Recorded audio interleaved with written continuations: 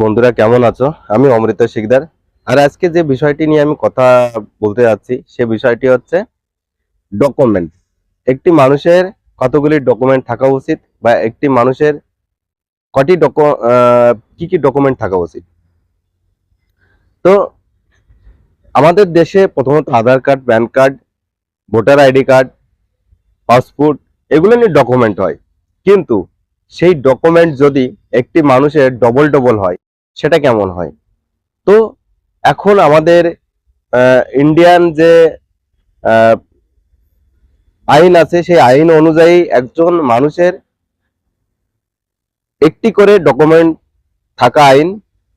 সে যে রাজ্যে থাকুক এবং দেশের মধ্যে যে কোনো জায়গায় থাকুক তার একটি ডকুমেন্ট হওয়া উচিত। কিন্তু একটি মানুষের দেখা যাচ্ছে ওয়েস্ট বেঙ্গলে ভোটার আইডি কার্ড আছে, বিহারে গিয়ে তার ভোটার আইডি কার্ড আছে, বা দিল্লি গিয়ে তার ভোটার আইডি কার্ড আছে। আবার একটা মানুষের দেখা যাচ্ছে পশ্চিমবাংলায় রেশন কার্ড আছে, তার আবার দেখা যাচ্ছে বিহার বা মুম্বাই এইসব জায়গাও রেশন কার্ড আছে। তো এই যে যে ডবল ডকুমেন্ট এগুলো কিভাবে তৈরি হচ্ছে?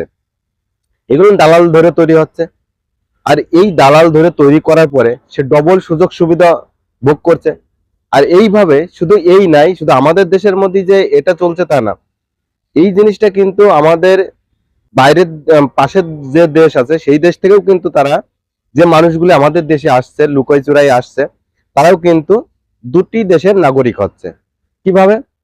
সেই দেশ থেকে যখন আসছে সেই দেশে তো তার ভোট, রেশন কার্ড সবই আছে।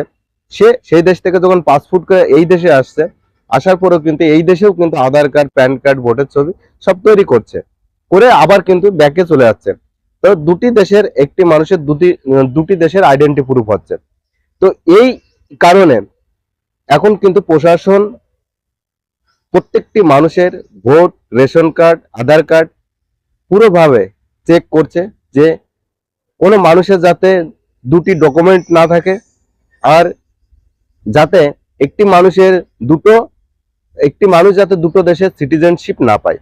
সেই কারণে কেউ যদি বাংলাদেশের মানুষ হয় সে ইন্ডিয়ান সিটিজেন হতে পারে না, আবার কেউ যদি ইন্ডিয়ান সিটিজেন হয় সে বাংলাদেশের সিটিজেন হতে পারে না।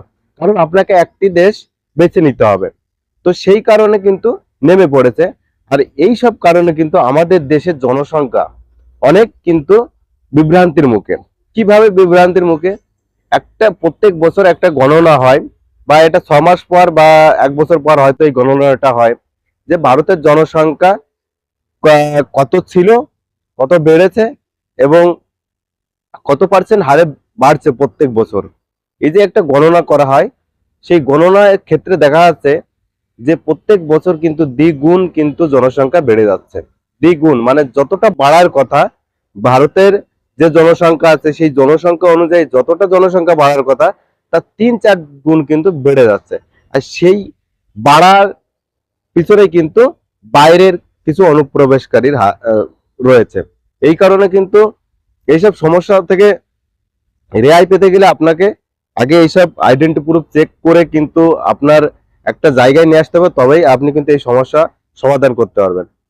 তা যাদের দুটো করে ডকুমেন্ট আছে তাদের কিন্তু একটা করে কাটা পড়ে যাবে। এবং আমাদের যে এইচডিও বা ভিডিও আছে সেখানে কিন্তু আপনাকে যেতে হবে, গিয়ে কি কারণে আপনার দুটো ডকুমেন্ট হলো, বা আপনার কিভাবে আপনি অ্যাপ্লাই করলেন, আবার একটা থাকতে আরেকটা অ্যাপ্লাই কেন করলেন, সব বিষয় কিন্তু আপনাকে বলতে হবে, তথ্য দিতে হবে। তা নাহলে কিন্তু আপনার দুটো ডকুমেন্টই কাটা পড়ে যেতে পারে। ঠিক আছে? কারণ এরকম কিন্তু কেস অনেক বেরোচ্ছে। ঠিক আছে? আর এটা যেটা এই যে ডবল ডকুমেন্ট, বা যে দেখা যাচ্ছে যে মানুষ মারা গেছে সেই মানুষেরও এখনো পর্যন্ত ভোটার কার্ড রয়েছে, রেশন কার্ড রয়েছে, কোনো সেটা ক্যান্সেল করা হয়নি, বা অফিসে গিয়ে জানানো হয়নি যে এই ব্যক্তি মারা গেছে, তার কাজটা কিন্তু এখনো চলছে। তার রেশন তুলছে, মানে রেশন সরি, তার যে সুযোগ সুবিধা, সরকারি সুযোগ সুবিধা সেইগুলোর কিন্তু একটা ভোগ করছে কিছু অসাধু মানুষ। তো সেই সব জিনিস কিন্তু এখন পুরো বাদ দেওয়ার জন্য কিন্তু প্রশাসন লেগে পড়েছে। ঠিক আছে? তা যাদের এরকম প্রবলেম হয়ে আছে, দেখা যাচ্ছে দুটো করে ডকুমেন্ট হয়ে আছে, তারা নিজের থেকেই কিন্তু এটা ক্লোজ করে দাও।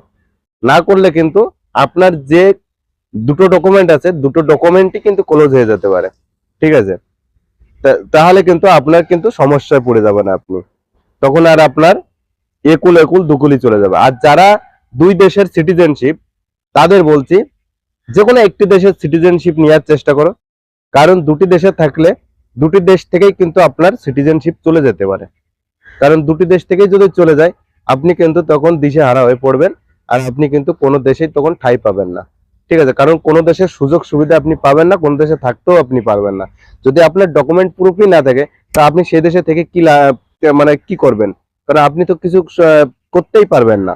কোন যে কোনো কাজ করতে গেলে আপনার ডকুমেন্টের প্রয়োজন, সেই ডকুমেন্টই যদি আপনার না থাকে, তো আপনার তো কোনো কাজই হবে না। যে কোনো একটা দেশের সিটিজেনশিপ নেওয়ার চেষ্টা করুন। আর এদিকে কলকাতার যে রাজারহাট আছে, খিদিরপুর আছে, ঠিক আছে, তারপরে এদিক জায়গাটার নাম কি ভুলে গেছি আমি। তো এই তিন চারটে জায়গায় দেখা যাচ্ছে পশ্চিমবাংলার ক্ষেত্রে এই তিন চারটে জায়গায় সব থেকে বেশি জনসংখ্যা বেড়ে গেছে। ঠিক আছে, অন্য সব জায়গার থেকেও কিন্তু এই জায়গায় দ্বিগুণ জনসংখ্যা বেড়েছে। ঠিক আছে, আর এর কারণে কি আছে যে ভোটের সময় কিন্তু একটা অশান্তি সৃষ্টি হয়। ঠিক আছে, একটা গণনা থাকে যে আমার এলাকায় এত ভোটার আছে, কিন্তু যখন ভোট দিতে যায় তার দ্বিগুণ ভোট পড়ে। ঠিক আছে, তো এই সব সমস্যার কারণে কিন্তু পশ্চিমবাংলা সরকার বা যে আমাদের দেশের যে আইন কানুন আছে, সেই আইন কানুন অনুযায়ী কিন্তু এগুলো এখন চেক করা আছে, চেক করে কিন্তু এখন এগুলো নষ্ট করে দেওয়া হবে। তো যাদের এই সব প্রবলেম আছে, তারা এখন থেকে ঠিক করে নাও, নিজেরা গিয়ে অফিসে যোগাযোগ করো, যাতে আপনাদের জিনিসটা আপনারাই ঠিক করতে পারেন। কিন্তু অফিসাররা যদি ঠিক করে, সেটা কিন্তু অনেক খারাপ হয়ে যাবে। ভালো থাকবেন।